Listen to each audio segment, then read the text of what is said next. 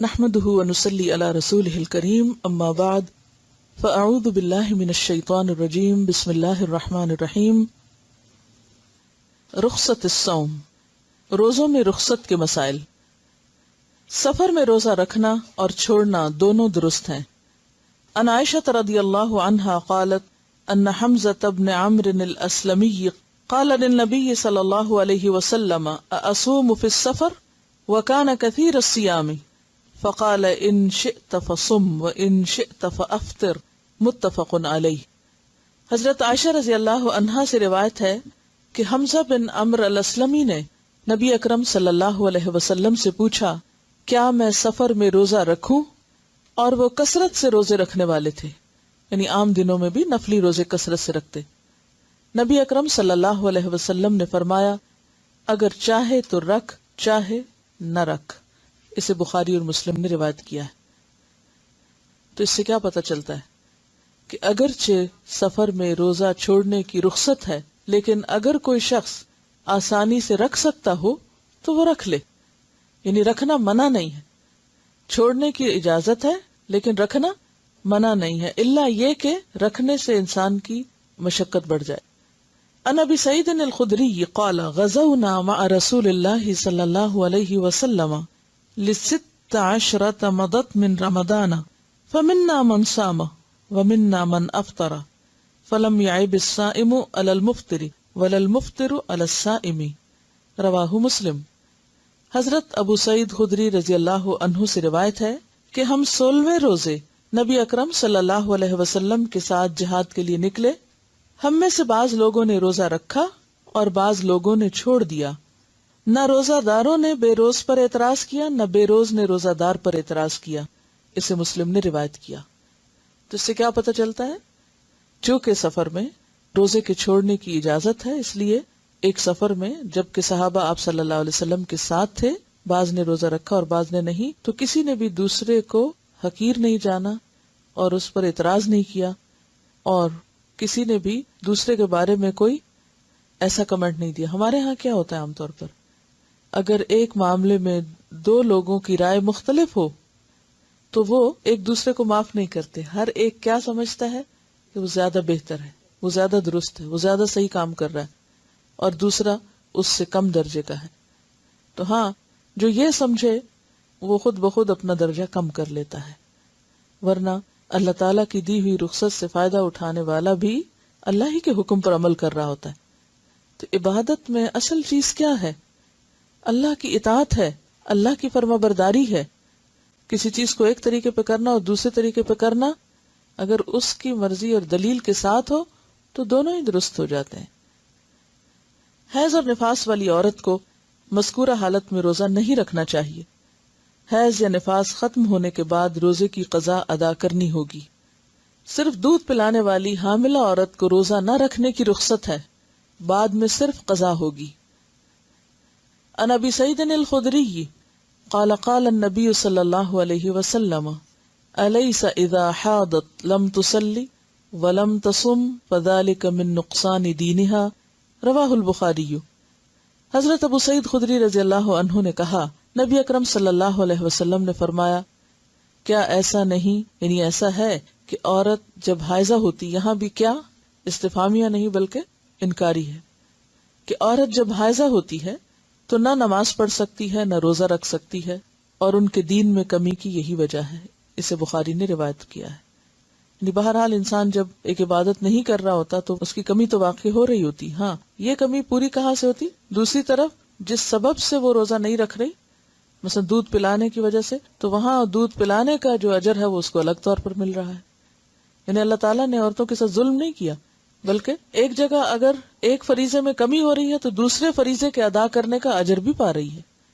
ان انس بن مالک الکعبی ان رسول اللہ صلی اللہ علیہ وسلم قال ان اللہ ودع عن المسافر الصوم وشطر الصلاة وعن الحبل والمرضع الصوم، رواہ احمد وابو داود والنسائی والترمذی وابن ماجہ۔ حضرت انس بن مالک الکعبی سے روایت ہے رسول اللہ صلی اللہ علیہ وسلم نے فرمایا اللہ تعالیٰ نے مسافر کو روزہ مؤخر کرنے اور نصف نماز کی رخصت دی ہے۔ جبکہ حاملہ اور دودھ پلانے والی عورت کو روزہ مؤخر کرنے کی رخصت دی ہے. یعنی ویسے تو یہ رخصت کس کے لیے ہے روزہ بعد میں رکھنے کی؟ مسافر کے لیے یا مریض کے لیے. لیکن حاملہ مریض تو نہیں ہوتی، یہ دودھ پلانے والی نہ مسافر ہوتی ہے نہ مریض ہوتی ہے، تو ان دونوں کو بھی بعد میں روزے رکھنے کی اجازت ہے. یعنی یہ نہیں کر سکتے کہ اگر کوئی عورت حاملہ اور روزے نہیں رکھ رہی یا دودھ پلا رہی اور روزے نہیں رکھ رہی تو وہ روزے رکھے ہی نہ. نہیں، اس کو روزے رکھنے ہوں گے، بعد میں ان کی قضا دینی ہوگی. قال ابو الزناد رحمہ اللہ ان السنن ووجوه الحق لتأتي كثيرا على خلاف الرأي فما يجد المسلمون بدا من اتباعها من ذلك ان الحائض تقضي الصيام ولا تقضي الصلاة رواہ البخاری. حضرت ابو الزناد رحمہ اللہ کہتے ہیں مسنون اور شرعی احکام بسا اوقات رائے کے برعکس ہوتے ہیں. رائے کے برعکس ہونے کا مطلب کیا؟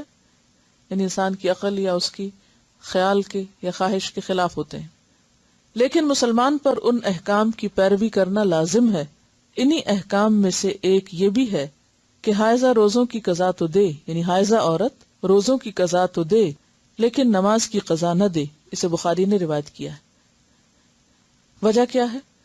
کیونکہ نماز ہر مہینے انسان چھوڑتا ہے تو اس میں بار بار ان کو پورا کرنا ایک مشکل کام ہے، لیکن روزہ سال میں ایک بار ہے تو اس کی قضا دی جا سکتی. پھر دونوں عبادتوں کی جو کیفیت ہے وہ بھی مختلف ہے.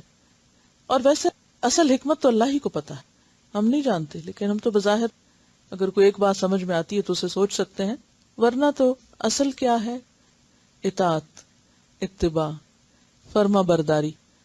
روزہ رکھ لو، رکھ لیا. کہا چھوڑ دو، چھوڑ دیا. نماز پڑھو، پڑھ لی. چھوڑ دو، چھوڑ دی. قضا کرو، کر لی. نہیں کرو، نہیں کی. تو اصل حکم کیا ہے؟ فرما برداری، بات ماننا. کیونکہ کسی کام کے کرنے یا نہ کرنے کی اپنی جگہ ایک اہمیت ہے، لیکن زیادہ اہمیت کس بات کی ہے کہ ہمارا رجحان کس طرف ہے، اللہ کی بات ماننے کی طرف یا نہ ماننے کی طرف. ان کا سوال یہ ہے کہ دودھ پلانے کا سلسلہ تو 2 سال تک چلتا رہتا ہے، تو ایسے میں کیا پھر عورت 2 سال روزے چھوڑے؟ نہیں، 2 سال کی ضرورت نہیں ہے چھوڑنے کی. ایک وقت ایسا ہوتا ہے کہ جب بچہ بہت چھوٹا ہوتا ہے اور اس کی ساری غذا صرف ماں کا دودھ ہوتی، وہ ابھی کچھ کھا نہیں سکتا. جب بچے بہت چھوٹے ہوتے ہیں، جیسے کم از کم 4 مہینے تک عام طور پہ بچے کو کوئی اور سالڈ فوڈ یا بعض اوقات پانی تک بھی نہیں دیا جاتا، تو وہ کمپلیٹلی ماں پہ ڈیپینڈنٹ ہوتا ہے. ایسی صورت میں اگر ماں روزہ رکھ لے اور کچھ پیے نہیں، کھائے نہیں، تو کیا ہوگا؟ دودھ میں کمی ہو جائے گی. اب اس دودھ کی کمی کا اثر ماں پر تو جو پڑے گا بچے پر زیادہ پڑے. اور بچے کی وہ ایج جو تھی گروئنگ ایج ہوتی، اگر غذا پوری نہ ملے تو وہ ساری زندگی کے لیے سفر کر سکتا ہے. تو ایسے میں اس وقت تو ماں روزہ چھوڑ دے تاکہ بچے کو دودھ پورا ملے. لیکن بچہ جب 1 سال کا ہو جاتا ہے اور بھی چیزیں کھانے پینے لگتا ہے تو دودھ ایک اضافی غذا ہو جاتی. تو ایسی صورت میں جب وہ اور دودھ بھی پی لیتا ہے یا اور چیز بھی کھا لیتا ہے اور ساتھ ماں کا دودھ بھی لے رہا ہے، تو اور اس میں کچھ کمی بھی ہو گئی تو بھی اس سے اتنا فرق نہیں پڑے گا. تو ایسی صورت میں ماں پھر روزے رکھ لے، یا پھر سارے نہ چھوڑے، ایک رکھ کے ایک چھوڑ دے. تو یہ انڈیویجولس پہ ڈیپینڈ کرتا ہے. اور بعض اوقات بعض مائیں چھوٹے بچوں کے ساتھ بھی روزے رکھتی ہیں اور روزے کے ساتھ بھی ان کے دودھ میں کمی نہیں آتی، ان کی ہمت زیادہ ہوتی، تو اس میں بھی یہ صرف رخصت ہے، حکم نہیں ہے کہ بالکل روزہ نہ رکھے. جیسے سفر میں چاہے تو رکھ لے چاہے تو چھوڑ دے، اسی طرح اس حال میں اگر وہ سمجھتی کہ وہ رکھ کے کام چلا سکتی تو روزہ رکھ لے. سفر یا جہاد میں دشواری کے پیش نظر روزہ ترک کیا جا سکتا ہے، اور اگر رکھا ہو تو توڑا بھی جا سکتا ہے، اس کی صرف قضا ہوگی، کفارہ نہیں. عن ابن عباس رضی اللہ عنہما ان رسول اللہ صلی اللہ علیہ وسلم خرج الى مکہ فی رمضان فصام فلما بلغ القدید افطر فافطر الناس، متفق علیہ. حضرت عبداللہ بن عباس رضی اللہ عنہ سے روایت ہے کہ نبی اکرم صلی اللہ علیہ وسلم رمضان کے مہینے میں مکہ کی طرف چڑھائی کے ارادے سے نکلے. جب مقام قدید پر پہنچے تو آپ نے روزہ توڑ دیا اور لوگوں نے بھی روزہ توڑ دیا، یعنی آپ کو دیکھ کر. اسے بخاری اور مسلم نے روایت کی. یعنی مسافر نے اگر روزہ رکھا لیکن دوران سفر اس کو محسوس ہوا کہ اس کی طبیعت ناساز ہو رہی ہے یا سفر دشوار ہو رہا ہے یا تکلیف ہو رہی ہے اس کے روزے کی وجہ سے، اس کو تو روزہ توڑ بھی سکتا. اور ویسے تو روزہ توڑنے کا کفارہ کیا؟ 2 مہینے کے مسلسل روزے رکھنا. لیکن ایسی صورت میں وہ اس کے بدلے میں ایک ہی روزہ رکھے گا۔ اسی طرح اگر کوئی بیمار ہے، اس نے روزہ رکھ لیا اور درمیان دن کے، یا بیمار نہیں، صحت مند تھا، صبح ٹھیک تھا، اس نے روزہ رکھا اور اچانک دوپہر کو طبیعت خراب ہو گئی، اب اس کو دوا چاہیے یا ضرورت ہے اس کو کچھ کھانے کی، تو ایسی صورت میں وہ اپنی بیماری کی وجہ سے کیا کر سکتا ہے؟ روزہ کھول سکتا ہے۔ یعنی جان بوجھ کے روزہ توڑنا اور معنی رکھتا ہے، اور مجبوری میں یا ضرورت میں روزہ کھولنا دوسرے معنی رکھتا ہے، یا اس کا حکم دوسرا ہوگا۔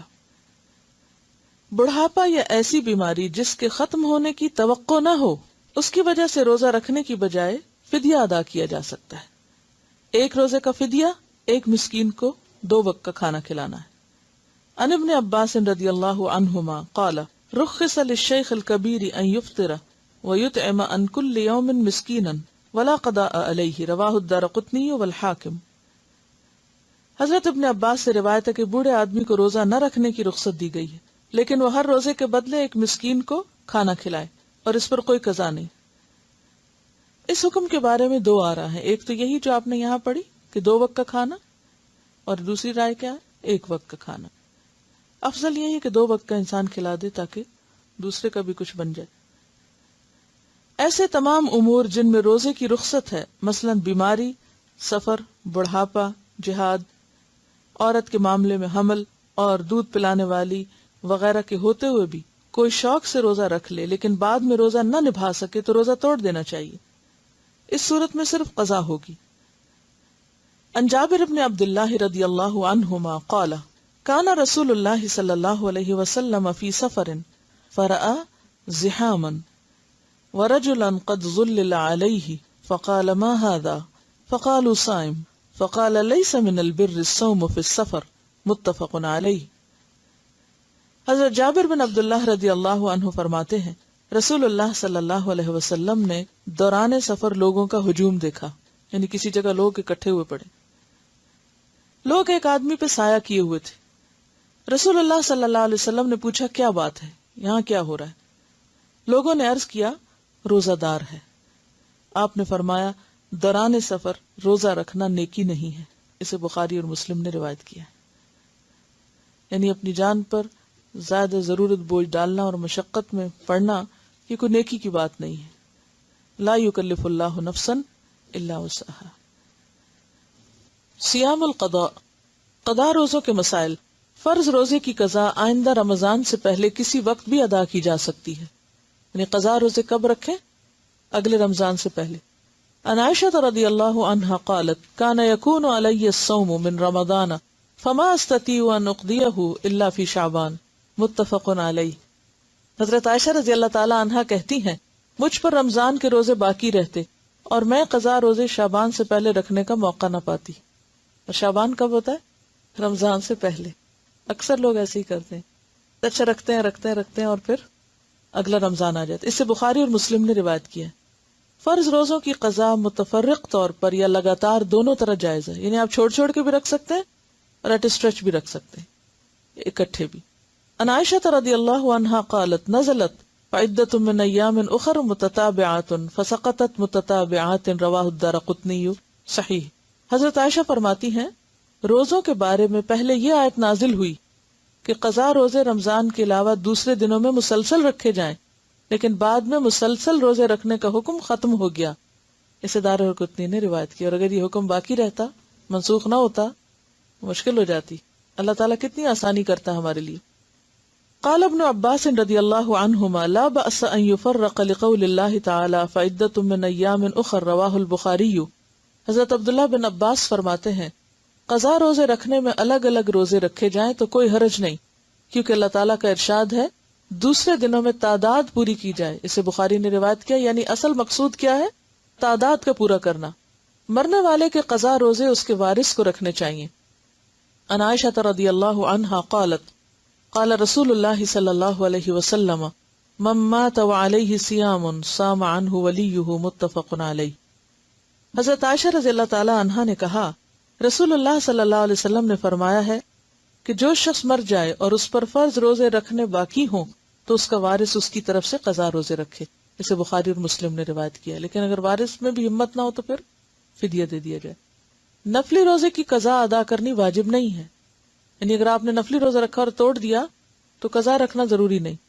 عن ام ہانئ قالت لما كان يوم الفتح فتح مكة جاءت فاطمة فجلست عن يسار رسول الله صلى الله عليه وسلم وام هانئ عن يمينه قالت فجاءت الوليدة بإناء فيه شراب فناولته فشرب منه ثم ناوله ام هانئ فشربت منه فقالت يا رسول الله صلى الله عليه وسلم لقد أفطرت وكنت صائمة فقال لها أكنت تقضين شيئا قالت لا قال فلا يضرك إن كان تطوعا رواہ ابو داود.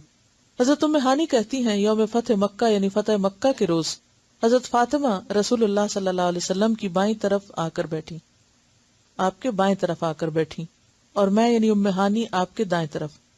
اتنے میں ایک لونڈی برتن لے کر آئی جس میں پینے کی کوئی چیز تھی. لونڈی نے وہ برتن رسول اللہ صلی اللہ علیہ وسلم کو دیا، آپ نے اس میں سے پیا، پھر وہ برتن مجھے دیا، میں نے بھی اس سے پیا اور کہا یا رسول اللہ میرا تو روزہ تھا، میں نے آپ کا جھوٹا پینے کے لیے روزہ توڑ دیا. آپ صلی اللہ علیہ وسلم نے پوچھا کیا تم نے قضا روزہ رکھا تھا؟ میں نے عرض کیا نہیں. آپ نے ارشاد فرمایا اگر نفلی روزہ تھا تو کوئی حرج کی بات نہیں، یعنی کوئی حرج نہیں، اس کی قضا دینا ضروری نہیں. ہاں اگر نظر کا روزہ ہو یا قضا روزہ رکھا اور وہ توڑے تو پھر اس کی قضا ظاہر ہے کہ دینی ہوگی، کیونکہ قضا روزہ جب تک قضا کریں گے نہیں، پورا نہیں کریں گے تو پورا ہی نہیں ہوگا. اگر کسی نے بادل کی وجہ سے روزہ قبل از وقت افطار کر لیا لیکن بعد میں یقین ہو گیا کہ سورج غروب نہیں ہوا تھا، اس صورت میں قضا واجب ہوگی. اسی طرح سحری کے وقت کھانا کھا لیا، بعد میں یقین ہو گیا کہ صبح صادق ہو چکی تھی، اس صورت میں بھی قضا واجب ہوگی، کفارہ نہیں. یعنی اگر آپ نے لیٹ سحری کھائی اور بعد میں پتا چلا او ہو یہ تو وقت گزر چکا تھا، آپ نے 6:30 کو 5:30 سمجھا، تو اس صورت میں بعد میں پھر آپ اس روزے کی قضا دیں گے. ان اسماء بنت ابی بکر رضی اللہ عنہما قالت افطرنا على عهد رسول اللہ صلی اللہ علیہ وسلم فی یوم غیم ثم طلعت الشمس قلت لہشام امروا بالقضاء قال بد من ذلك رواہ ابن ماجہ. حضرت اسماء بنت ابی بکر کہتی ہیں کہ رسول اکرم صلی اللہ علیہ وسلم کے زمانے میں ایک روز ہم نے بادل کی وجہ سے روزہ افطار کر لیا، بعد میں سورج نکل آیا، کیونکہ اس دور میں گھڑیاں تو نہیں ہوتی تھی نا کہ ٹائم دیکھتے لوگ. حدیث کے ایک راوی اسامہ کہتے ہیں میں نے ہشام یعنی دوسرے راوی سے پوچھا کیا لوگوں کو اس وجہ سے قضا کا حکم دیا گیا تھا؟ ہشام نے جواب دیا قضا کے بغیر کوئی چارہ ہے، یعنی اور پھر کیا کہا گیا، یعنی قضا ہی کروایا گیا. اسے ابن ماجہ نے روایت کیا. الحالات التي لا يكره فيها الصوم، وہ امور جن سے روزہ مکروہ نہیں ہوتا. بھول چوک سے کھا پی لینا روزے کو توڑتا ہے نہ مکروہ کرتا ہے. عن ابی ہریرہ ان النبی صلی اللہ علیہ وسلم قال اذا نسی فاکل وشرب فلیتم صومه فانما اطعمه اللہ وسقاہ رواہ البخاری. حضرت ابو ہریرہ رضی اللہ عنہ نبی اکرم صلی اللہ علیہ وسلم سے روایت کرتے ہیں کہ نبی اکرم صلی اللہ علیہ وسلم نے فرمایا جب کوئی بھول کر کھا پی لے تو اپنا روزہ پورا کرے کیونکہ اسے اللہ نے کھلایا پلایا ہے. اسے بخاری نے روایت کیا. یعنی اب کوئی یہ نہ سوچے کہ اچھا کھا تو چکے ہیں تو اور ہی کھا لیں، نہیں، جان کے کھانے سے پھر ٹوٹ جائے گا روزہ. مسواک کرنے سے روزہ مکروہ نہیں ہوتا.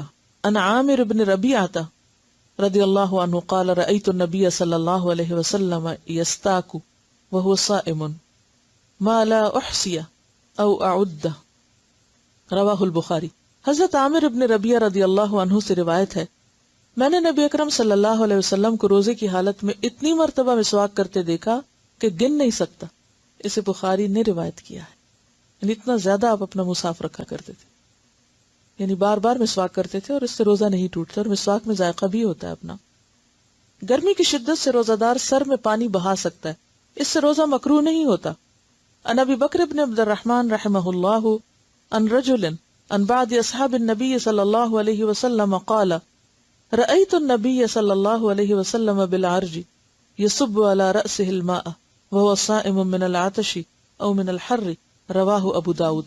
حضرت ابو بکر بن عبد الرحمن کہتے ہیں نبی اکرم صلی اللہ علیہ وسلم کے اصحاب میں سے ایک صحابی نے کہا میں نے نبی اکرم صلی اللہ علیہ وسلم کو دیکھا کہ نبی اکرم صلی اللہ علیہ وسلم روزے میں گرمی یا پیاس کی وجہ سے سر پر پانی بہا رہے تھے. اسے ابو داؤد نے روایت کیا ہے.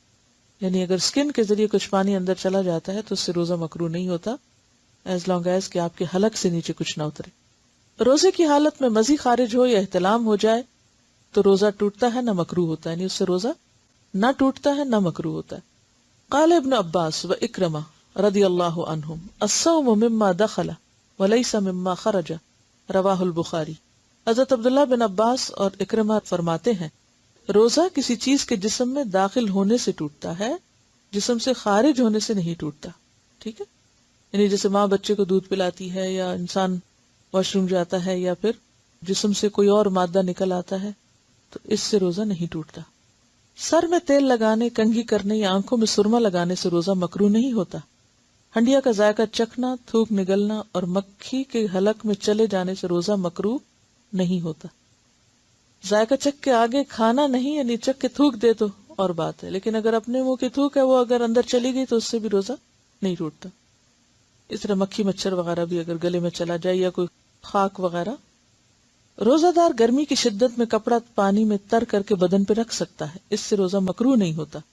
قال ابن مسعود اذا كان يوم صوم احدكم فليصبح دهينا مترجلا قال الحسن لا بأس بالسعوط للصائم ان لم يصل الى حلقه ويكتحل قال ابن عباس رضي الله عنهما لا بأس ان يتطعم القدر او الشيء قال عطاء رحمه الله يبتلع ريقه قال الحسن ان دخل حلقه الذباب فلا شيء عليه۔ حضرت عبداللہ بن مسعود رضی اللہ عنہ فرماتے ہیں جب تم میں سے کوئی روزہ دار ہو تو اسے تیل کنگھی کر لینا چاہیے، یعنی اپنا حال حلیہ درست رکھے۔ حضرت حسن رضی اللہ عنہ فرماتے ہیں روزہ دار کے لیے ناک میں دوا ڈال لینے میں کوئی حرج نہیں، بشرطے کہ حلق تک نہ پہنچے۔ نیز روزہ دار سرما لگا سکتا ہے۔ عبداللہ بن عباس فرماتے ہیں کہ روزہ دار ہنڈیا یا کسی دوسری چیز کا ذائقہ چکھ لے تو حرج نہیں، اسی لیے ٹوتھ پیسٹ کو بھی منع نہیں کیا جاتا۔ حضرت عطا رحمہ اللہ نے کہا روزہ دار اپنا تھوک نگل سکتا ہے۔ حضرت حسن نے کہا اگر مکھی روزہ دار کے حلق میں چلی جائے تو کوئی حرج نہیں۔ اگر کسی پر غسل فرض ہو لیکن دیر سے اٹھے تو سحری کھا کر غسل کر سکتا ہے، البتہ کھانے سے قبل وضو کر لینا چاہیے۔ عن ابی بکر بن عبد الرحمن رحمہ اللہ قال كنت انا وابی فذهبت معه حتى دخلنا على عائشة رضی اللہ عنها قالت اشهد على رسول اللہ صلی اللہ علیہ وسلم ان كان ليصبح جنبا من جماع غیر احتلام ثم يصومه ثم دخلنا على ام سلمہ رضی اللہ عنہا فقالت مثل ذلك رواہ البخاری۔ حضرت ابو بکر بن عبد الرحمن رحمہ اللہ سے روایت ہے کہ میں اور میرے والد حضرت عائشہ کے پاس آئے۔ حضرت عائشہ نے بیان کیا میں گواہی دیتی ہوں کہ رسول اللہ صلی اللہ علیہ وسلم احتلام کے سبب سے نہیں بلکہ جماع کے سبب سے حالت جنابت میں صبح کرتے، غسل کیے بغیر روزہ رکھتے، بعد میں فجر سے پہلے غسل فرما لیتے۔ پھر ہم دونوں حضرت ام سلمہ کے پاس آئے اور انہوں نے بھی یہی بات کہی۔ اسے بخاری نے روایت کیا ہے۔ ان عائشہ رضی اللہ عنہا قالت کان رسول اللہ صلی اللہ علیہ وسلم اذا کان جنبا فاراد ان یأکل او ینام توضأ وضوءه للصلاة رواہ مسلم۔ حضرت عائشہ فرماتی ہیں کہ رسول اللہ صلی اللہ علیہ وسلم حالت جنابت میں کھانا یا سونا چاہتے تو پہلے نماز کی طرح کا وضو فرما لیتے۔ اسے مسلم نے روایت کیا۔ یعنی اس سے پتہ چلتا ہے کہ دین میں ایک سہولت ہے، رخصت ہے کہ اگر غسل میں تھوڑی دیر ہو جائے تو اس سے پہلے انسان وضو کر کے ضروری کام کاج کر سکتا ہے۔ روزے کی حالت میں بیوی کا بوسہ لینا جائز ہے بشرطے کہ جذبات پہ قابو ہو۔ حضرت عمر رضی اللہ تعالیٰ عنہ سے روایت ہے کہ ایک روز میرا جی چاہا اور میں نے روزے کی حالت میں اپنی بیوی کا بوسہ لے لیا۔ میں نے نبی اکرم صلی اللہ علیہ وسلم کی خدمت میں عرض کیا آج میں نے بڑا غلط کام کیا ہے، روزے کی حالت میں بوسہ لے لیا۔ رسول اللہ صلی اللہ علیہ وسلم نے فرمایا اچھا بتاؤ اگر تم روزے کی حالت میں کلی کر لو تو پھر؟ میں نے عرض کیا کلی میں کیا حرج ہے؟ نبی کریم صلی اللہ علیہ وسلم نے فرمایا پھر کس چیز میں حرج ہے؟ یعنی بوسہ لینے میں کوئی حرج نہیں۔ اسے احمد اور ابو داؤد نے روایت کیا ہے۔ روزے میں پچنے لگوانا جائز ہے۔ پچنا کیا ہوتا ہے؟ کپنگ، جسم میں سوراخ کر کے چھید کے اس میں سے خون نکالتے ہیں، کپس کو الٹا کر کے، وہ باقاعدہ ایک طریقہ علاج ہے۔ یا پھر ایک جونک ہوتی ہے تو وہ جونک کو مخصوص پوائنٹس پر لگا دیتے ہیں اور وہ وہاں سے خون سک کرتی ہے اور وہ خون سے بھر جاتی ہے بعض اوقات۔ اسی لیے بعض اوقات لوگ کہتے ہیں نا بلڈ لینا ہے یا دینا ہے، تو وہ روزے کی حالت میں لے سکتے ہیں۔ ڈائبٹیز کے مریض شوگر بھی چیک کر سکتے ہیں۔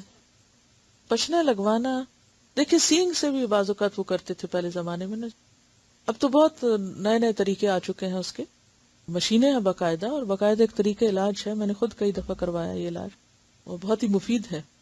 جسم میں درد وغیرہ کئی قسم کے امراض کا علاج ہوتا ہے۔ اس سے ہوتا یہ ہے کہ ایک تیز دھار چاقو سا ہوتا ہے یا کیا کہنا چاہیے اس کو، تو اس سے جس جگہ سے خون لینا ہوتا ہے وہاں وہ اس طرح کرتے ہیں، پرک کرتے ہیں. ٹھیک ہے، پرک ہو کے تو وہ کٹ جاتی ہے نا اتنی جگہ. پھر اس کے بعد کیا کرتے ہیں کہ کپ لے کے صاف اس کو اس کے اوپر الٹا کر کے روک دیتے ہیں، اور اس کپ کے پیچھے ایک سوراخ ہوتا ہے جس کے ساتھ ایک پائپ سا لگا ہوتا ہے، ایک مشین کے ساتھ لگا ہوتا ہے، تو اس کے ساتھ اس کو پمپ کرتے ہیں تو وہ خون وہاں سے نکلنا شروع ہو جاتا ہے. وہ بہت زیادہ نہیں نکلتا، بس تھوڑا تھوڑا نکلتا. حضرت عبداللہ بن عباس رضی اللہ عنہ فرماتے ہیں کہ نبی اکرم صلی اللہ علیہ وسلم نے روزے کی حالت میں پچنے لگوائے. یہ نیچے لکھا ہوا علاج کے طور پر سوئی، بلیڈ یا استرے کے ساتھ جسم کے کسی حصے سے خون نکالنے کو پچنے لگوانا کہتے ہیں. ٹھیک ہے، انجیکشن اگر وٹامنس کا نہیں ہے لگا سکتے ہیں، انہیلر یوز کر سکتے ہیں کیونکہ انہیلر سٹمک میں نہیں جاتا. وآخر دعوانا ان الحمد للہ رب العالمین. سبحانک اللہم وبحمدک، نشہد ان لا الہ الا انت، نستغفرک ونتوب الیک. السلام علیکم ورحمۃ اللہ وبرکاتہ.